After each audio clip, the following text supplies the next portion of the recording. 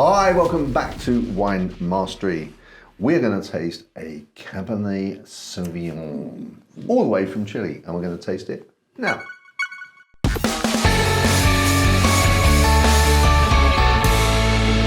So, let me begin with the bottle and the label. Here we are. So, as I said, all the way from Chile, Cabernet Sauvignon. Is Cabernet Sauvignon Chile? I don't associate Cabernet Sauvignon with Chile. Yeah, really. Cab Sauv, Shiraz, Merlot, and I think they do Cabernet especially, and I think they do very well with all of them. Malbec, yeah, they do a Malbec as well, yeah. Sauvignon, Chardonnay, they do a lot across the board. Do they do Pinot Noir? Yeah, they do Pinot Noir, yeah. Okay, it's just something I'm not sort of associate. I don't think of sort of like Cabernet Sauvignon as being sort of like, you know, sort of America. Yeah, so I suppose everybody has their signature grapes, but yeah, Chile definitely have a go at it. Okay, well, we're going to have a go at this one and see what it is. But before we do, let's just take a look at the price. $7.99. He doesn't know he's doing this, but let me just make you aware when it's a price that suits him. I see him go, oh. I was saying, keep an eye on that for future videos. Whenever it's so pleasant. Oh. Okay, so $7.99 Cabernet Sauvignon from Chile. What could go wrong? So, shall we have a look at the colour? Let's do that, John. Okay. Ooh, very deep colour. It is very deep, isn't it? So yeah. You can't see through that, but that is rich and delicious. Yeah. Looks it. So you got that like definite movements, like real garnet colour there. This is. I'm gonna say a little bit like blood. Dirty blood. Yeah. But I'm happy with that. All right. I'm eager myself. Let's have a go. Oh. That smells. Actually, it smells a little bit French. What is that? Because I know what you mean. I think it's the. I think dirtiness. I'm saying that the French are dirty. I mean. No, you're getting that woodland kind of like you would from a Pinot Noir. Yeah. Sometimes. I get that. But it's sort of like a richer, deeper. More sort of muddy. Yeah, like proper. It's not a hint. It's not subtle, is it? That is. Yeah. That is odd, but strangely alluring. It's not odd in a bad way, I don't think. No. I have to say, if I was smelling this and someone was to say what grape is that, I'd have no idea. I'd struggle. I certainly wouldn't get to Cabernet Sauvignon. Not at all. There's no. I mean, I'm not getting definitely any fruit from there. I like your description of dirty. I think it almost has that. Like for me, there's smoky. There's a smokiness there which I'd not put with the Cabernet Sauvignon. But that's fine. It's still interesting. There's more to it though. There's definitely more to this, which I can't quite delve into. But it's making me want to. You know, that alone is enough for me to think, ooh, am I going to like this one? Because, you know, it's, again, alluring. It's kind of, ooh, what is in there? You can't find it, but you've got to try. Yeah. I like the idea of that. Because there's a definite richness in there. It's not flimsy. No. It's definitely holding its own, but it's just where does it belong holds it. Let's have a taste. Okay. Let's have a taste.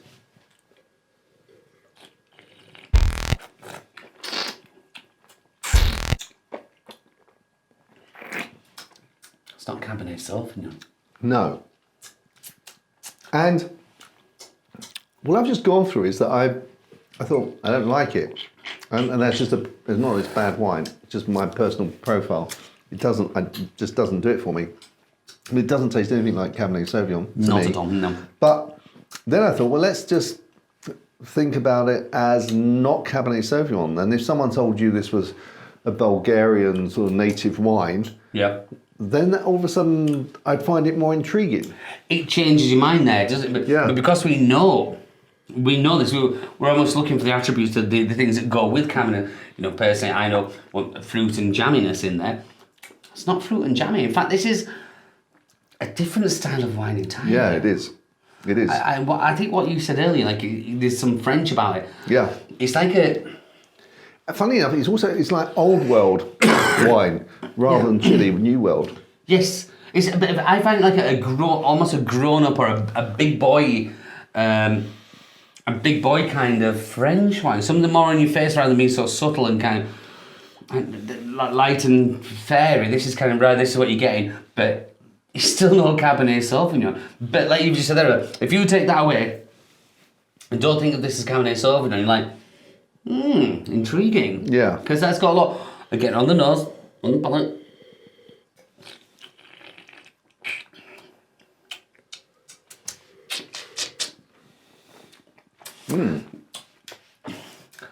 Yes. It's funny, by reframing it, I'm enjoying it more now. Yeah.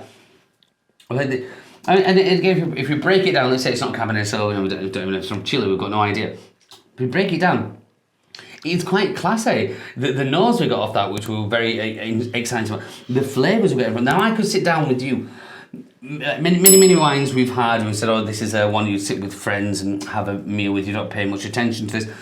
This is one that I would happily sit down with you, and, well, as we are doing now, and say, right, let's pull this to pieces in a nice way.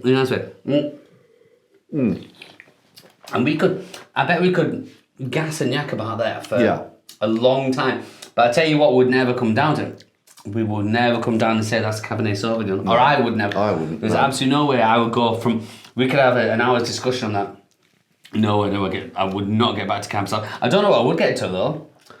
No, I think I'd get to a blend. It would have to be.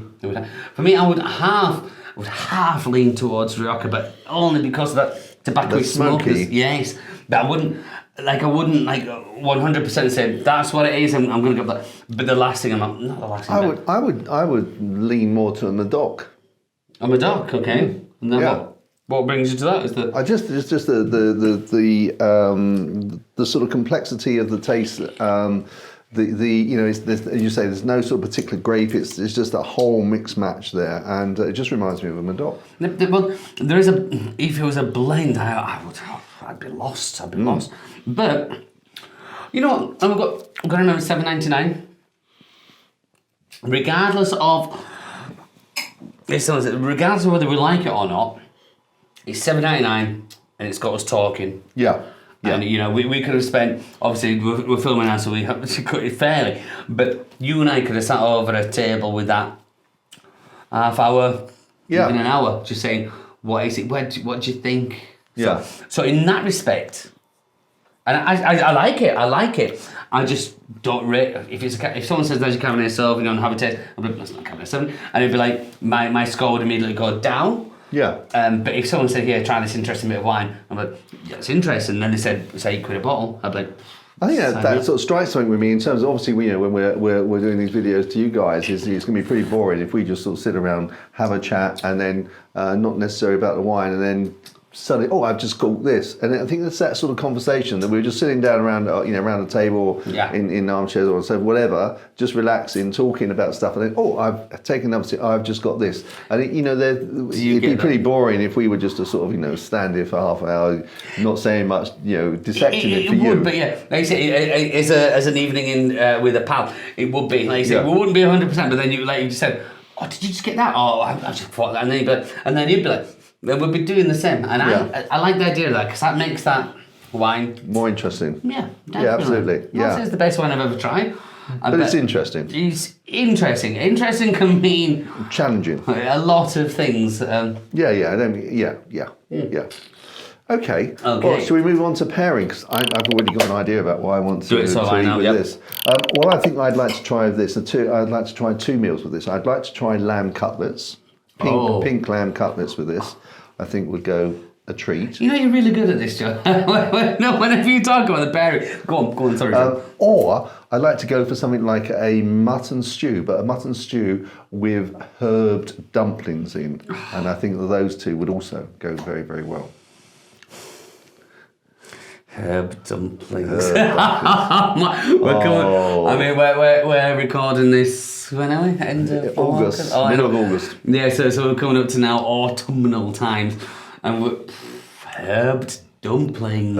Dumplings. Oh my god! So for me, I'm going to go ahead and say Ogle Shield, which I have recommended before, but something like that. I think I'm matching. You know, we said the dirtiness, the earthiness. Well, we're going for with the Ogle Shield that has an earthiness, which a lot of people describe as tastes like potatoes. But no, so something like that I think would go really well with that one. On the rind. Oh, yes. Yeah. Excellent. Okay, well, we're going to move on to our new segment we've added, which is viewers' questions, and we're going to do that. The viewers' question before we flip is from Sheila Connor. Okay. So before we get to the scoring, as I said, we're just going to do this from Sheila. Thank you very much, Sheila, for sending in this query. And the question she asked is, what are you supposed to do when the wine waiter gives you the wine in the glass for you to taste? What are you actually looking for? Well, again, Sheila, really good question. And when I do my tastings, I do hear this fairly frequently. So back in the day, when most of the wines were corked, the whole point of the waiter bring in the bottle and a bit of theatre there, which is absolutely delightful. You have a nice meal. It's nice to have that whole theatre. But the initial meaning of that was to see if the wine was actually corked, as in has it gone off. So it wasn't to see if it matched your meal or anything like that. It was just to say, is this still okay?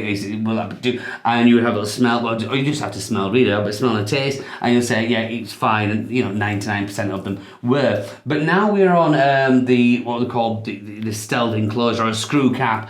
Now they don't really need to do that. I don't know whether this is like fallen over from days gone by, where that theatre is all part of your meal. Would you like to taste it? Because it's really not necessary now. It doesn't need to happen. So you could, but by all means, taste the wine, and yeah, you can say yes, good, bad, indifferent, whatever you want. But it wasn't to see if it matched the food. It was just to see if it was off. And now 100% of corked wines, the stealth enclosure wines are usually okay. So 99.9. 99.9. I think they're. I don't. Oh, 99. 99. Yeah. 99. Yeah. I think the thing is, it's not whether you like it. It's not to say do you like this, and it's not to say this is good for a 71, but not for a 72. Mm-hmm. It's just to say, if it's in good condition. Yeah. See if it's okay. Has it been caught? Is it off? Something's happened to it.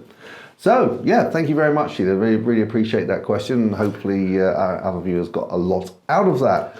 Okay, so we're going to move to score now. Oh, yes, of course. I almost forgot about that. Yeah, Sheila, good question. So, $7.99, 1 penny off. Yep. £8. Right, I'm going to score this differently. I'm going to score this differently this time, only because, right, I know when we bring it in here, one of the biggest things we say, it's a Pinot Noir. Does it taste like a Pinot Noir? Because that's what we're doing this for. This is a Cabernet Sauvignon. Does it taste like Cabernet Sauvignon? No. Personally, though, I really enjoyed that. I thought it was an interesting one. It challenged me. It made me want to get in there. So I am going to go off piste slightly. And also $7.99 for something like that. So I'm going to be fairly generous without being over the top, because I appreciate it doesn't do what it says on the tin. So I'm going to go that. Okay, so if I was thinking of this, when I first started thinking this as a Cabernet Sauvignon, I would have been actually scoring this down at sort of like the low 70s. Mm-hmm. But because I took that block away and said, okay, so let's just look at it as a wine, forget it's Cabernet Sauvignon, takes it to me to 79.